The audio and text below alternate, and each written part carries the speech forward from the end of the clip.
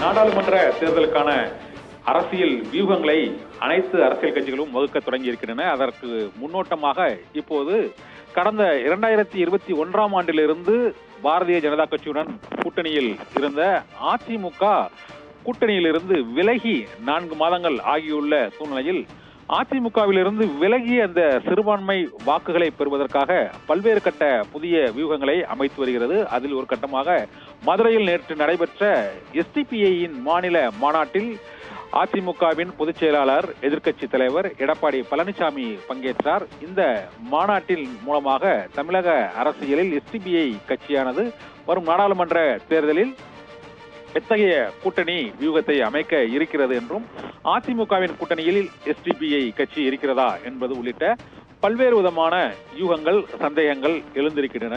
இந்த நிலையில் எஸ்டிபிஐ கட்சியின் மாநில தலைவர் நெல்லை முபாரக் நம்மோடு இணைந்திருக்கிறார். அவரிடம் கேட்கலாம். சார் வணக்கம். சார் வணக்கம். வணக்கம் சார். வணக்கம் சார். மதுரை அந்த எஸ்டிபிஐ மாநாடு வெற்றிகரமாக நிறைவடைந்ததா சார்? என்னென்ன முடிவுகள், இலக்குகள், நீங்கள் உங்களுடைய அந்த எண்ணங்கள், அந்த எதிர்பார்ப்புகள் அந்த மாநாட்டின் மூலமாக தமிழக அரசியலில் நிறைவேறியதாக நினைக்கிறீங்களா சார்? நிச்சயமா சார். மதுரையில் நேற்று நடைபெற்ற எஸ்டிபிஐ கட்சியினுடைய வெல்லட்டும் மதச்சார்பின்மை என்கிற தலைப்பில் நடத்திய மதச்சார்பின்மை பாதுகாப்பு மாநாட்டில் ஒரு மாபெரும் வெற்றியை எஸ்டிபிஐ கட்சி படைத்திருக்கிறது. குறிப்பாக இன்றைக்கு சிறுபான்மை மக்களை, நாட்டுடைய ஜனநாயக சக்திகளை எதிரிகளாக முன்வைத்து இன்றைக்கு அரசியல் நடத்தி வருகிற இந்த மோசமான மதவாதத்திற்கு எதிராக மதச்சார்பின்மையை உயர்த்தி பிடிப்பதுதான் இந்த மாநாட்டுடைய நோக்கம். அந்த மாநாடு அந்த வகையில ஒரு மிகப்பெரிய வெற்றியை பெற்றிருக்கிறது. பாஜகவிலிருந்து விலகிய தமிழகத்தினுடைய அஇஅதிமுகவினுடைய பொதுச் செயலாளர், முன்னாள் முதல்வர் இந்த மாநாட்டில் எடப்பாடியார் அவர்கள் இந்த மாநாட்டில் கலந்து கொண்டாங்க. மாநாட்டில் கலந்து கொண்டதோடு மட்டுமல்லாது பாஜகவோடு வரவிருக்கிற 2 தேர்தல்களிலும் 2024லும் 2026லும் நாங்கள் ஒருபொழுதும் கூட்டணி வைக்கப் போவதில்லை என்கிற ஒரு மிகச் சிறப்பான அறிவிப்பை சிறுபான்மை சமூக மக்களிடத்திலே தந்திருக்கிறார். அது ஒரு புதிய உற்சாகத்தை ஏற்படுத்தியிருக்கிறது. தமிழக அரசியலில் மட்டுமல்லாது இந்திய அரசியலிலும் மிகப்பெரிய மாற்றத்தை உருவாக்கியிருக்கு. சிறுபான்மை மக்கள் என்று சொன்னால் அவர்கள் திமுகவின் பக்கம்தான் இருப்பார்கள். சிறுபான்மை மக்கள் அவர்கள் ஒரு ஒட்டுமொத்த குத்தகையாக எடுத்திருக்கிறோம் என்று சொல்லுகிற அத்தனை அந்த செய்திகளையும் தவிடுபடி ஆக்கியிருக்கிறார். அதாவது ஒரே ஒரு சின்ன கேள்வி. அதாவது 3 ஆண்டுகளாகவே கடந்த சட்டமன்ற தேர்தலில் இருந்து 2021ஆம் ஆண்டிலிருந்து பாரதிய ஜனதா கட்சி கூட்டணியில் தொடர்ந்து பயணித்து வந்தார்கள். இதனால பெரும்பாலான அந்த கட்சிகள் எஸ்டிபிஐ உள்ளிட்ட பல்வேறு கட்சிகளும் கொஞ்சம் சற்று அதிமுக கூட்டணியிலிருந்து விலகியே இருந்தன. முக்கிய கட்சிகளாக கருதப்படக்கூடிய இஸ்லாமிய கட்சிகளிலே, சிறுபான்மை கட்சிகளிலே இந்த முக்கியமான கட்சிகளாக இருக்கக்கூடிய எஸ்டிபிஐ மற்றும் இந்த மனிதநேய மக்கள் கட்சி, அப்புறம் இந்திய யூனியன் முஸ்லீம் லீக் உள்ளிட்ட பல்வேறு கட்சிகளுமே திமுக கூட்டணியின் ஆதரவு நிலையை தான் இந்த சட்டமன்ற தேர்தலில் எடுத்தீங்க. இப்போ இந்த 3 மாதங்கள் மட்டுமே ஆகியிருக்கு, விலகி இருக்கு. அதுவும் கூட 2024 நாடாளுமன்ற தேர்தலுக்கு பிறகு என்ன நடக்கும் என்பது கணிக்க இயலாத ஒரு சூழ்நிலை இருக்கிறது. இந்த சூழ்நிலையில் இந்த மாநாட்டின் மூலமாக நீங்க ஓரளவு அந்த மக்களை, சிறுபான்மை மக்களை, இஸ்லாமிய மக்களை அதிமுக பாஜக உடன் வைத்த அந்த கூட்டணியை சமாதானப்படுத்த முடிந்ததா சார்? அதுதான் இப்போ முக்கியமாக ஏற்றுக்கொள்கிறார்கள் இந்த கூட்டணியை. நிச்சயமாக.